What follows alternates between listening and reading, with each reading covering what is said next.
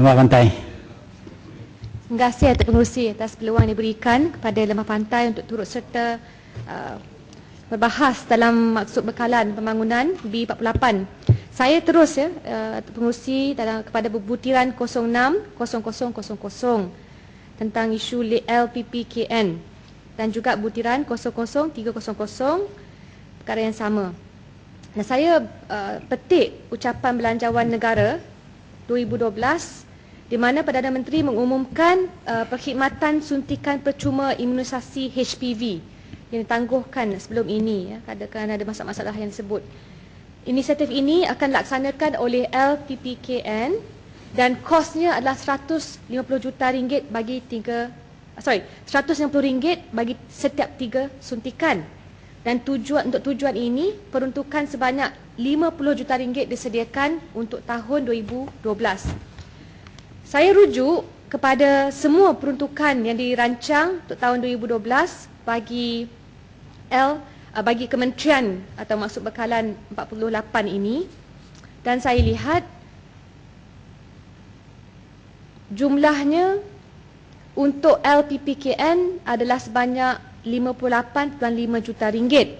Maksudnya LPPKN hanya mendapat 8.5 juta untuk tahun 2012. 50 juta itu diagih untuk kos imunisasi. Jadi saya nak bertanya kepada kementerian, apakah program-program lain di bawah seliaan LPPKN? Adakah hanya terhad kepada projek suntikan imunisasi pada keseluruhan tahun 2012? Walau kita alu-alukan suntikan ini baik, tapi pada masa yang sama adakah itu saja yang menjadi tumpuan jabatan ini? Seterusnya saya pergi kepada butiran 02-0000 pembangunan wanita. Saya juga meneliti ucapan Perdana Menteri. Dikatakan dalam belanjawan yang terbaru, diiktiraf keupayaan wanita dalam bidang kepimpinan dan pengurusan, dan untuk maksud ini kerajaan menyediakan RM10 juta.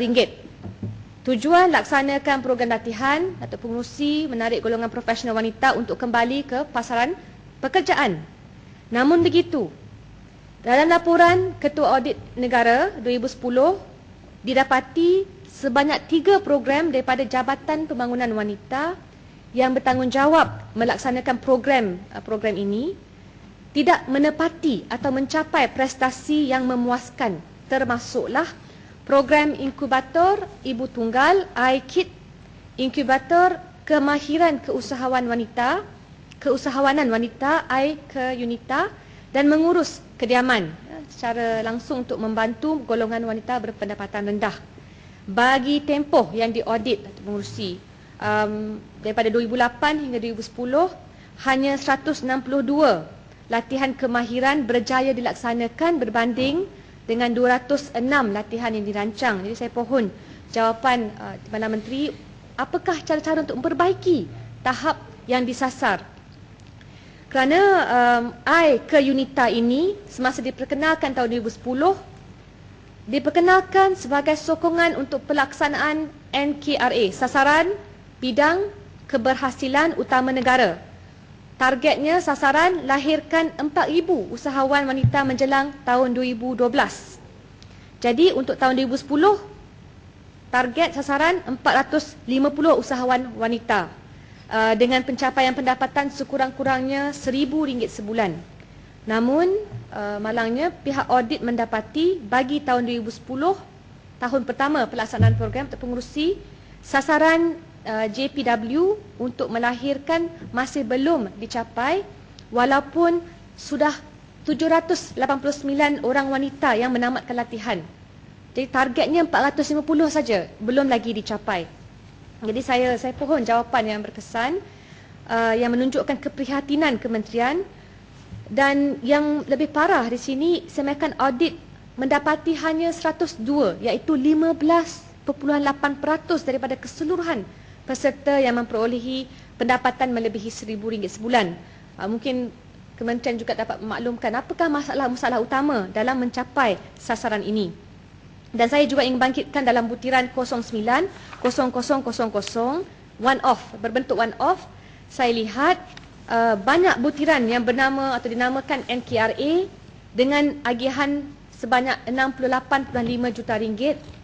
Jadi Sekurang-kurangnya kalau saya nampak daripada kebanyakan NKRA yang disebut, yang paling banyaklah jumlahnya iaitu meningkatkan taraf hidup rakyat, low income household pengurusi butiran 03000 mendapat peruntukan 111.9 juta ringgit. Jadi saya pohon perincian bagaimana dibelanjakan supaya kita pun tahu menepati sasaran dan dilaksanakan dengan baik. Perkara yang terakhir, saya pergi kepada butiran 040800. Boleh tumpang sikit nama pantai. Silakan kalau boleh Tok Pengerusi. Terima kasih. Ya boleh, terima kasih. Saya nak minta pandangan Lembah Pantai. Rujukan saya juga melihat selain daripada one off tadi, ada sebuah program khusus. Kalau kita perhatikan, ada sebuah program khusus. Kebanyakan item terutama berkenaan sosioekonomi keluarga miskin, sosioekonomi kurang upaya, ekonomi warga emas. Kalau kita perhatikan, tambahan dia semuanya melebihi 200%. Ada yang 300% tambahannya, 3 kali ganda. Diletakkan di bawah program khusus. Sedangkan perbelanjaan utama dalam kewangan dia turun secara mendadak daripada 89 juta tinggal 2 juta saja. Apakah pandangan Lembah Pantai? Ada sesuatu yang agak tak kena di sini dari segi pengurusan kewangan dia. Kewangan turun mendadak daripada 89 tinggal 2, yang ni naik 300%.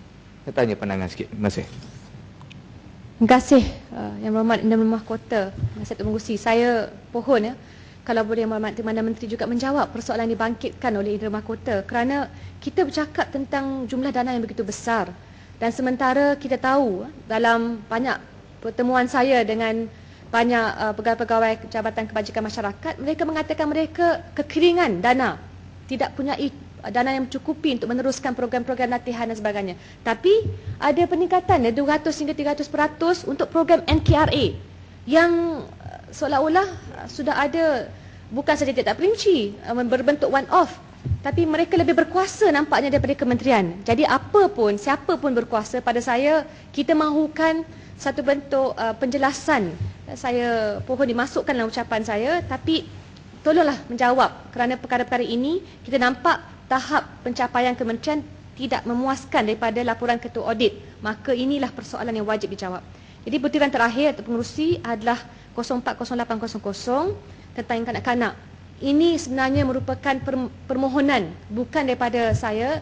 Yang Berhormat Batang Sadong pun boleh sahkan dalam semua pertemuan yang kita adakan dengan dengan badan-badan NGO yang menjaga, menyelia kanak-kanak di Malaysia yang dikasari dan sebagainya, semua memohon agar diwujudkan satu jabatan kanak-kanak yang amat penting bagi merungkai permasalahan yang wujud.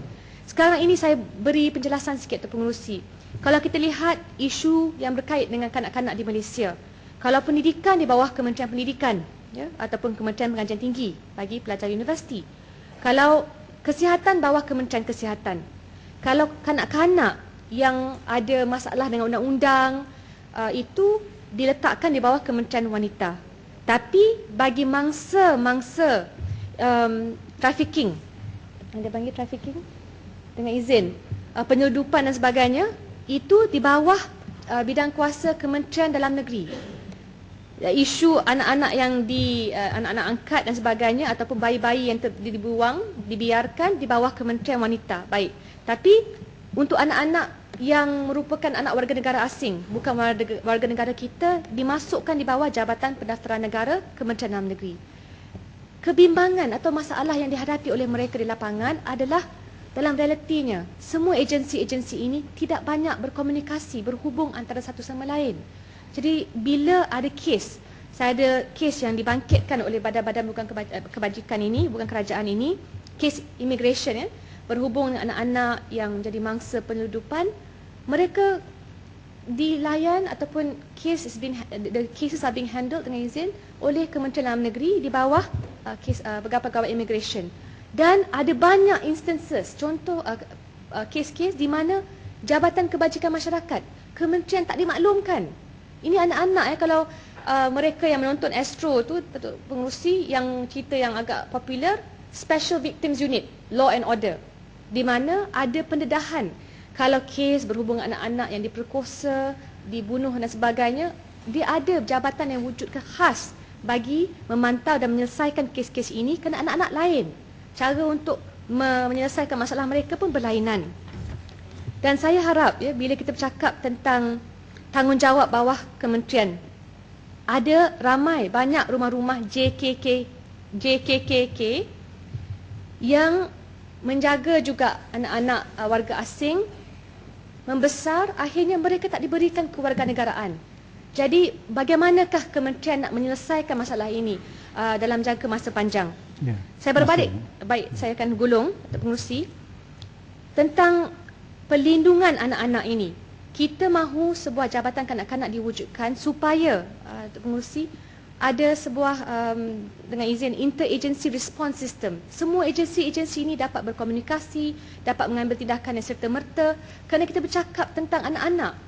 Mereka ini golongan yang paling lemah yang memerlukan perlindungan daripada kita.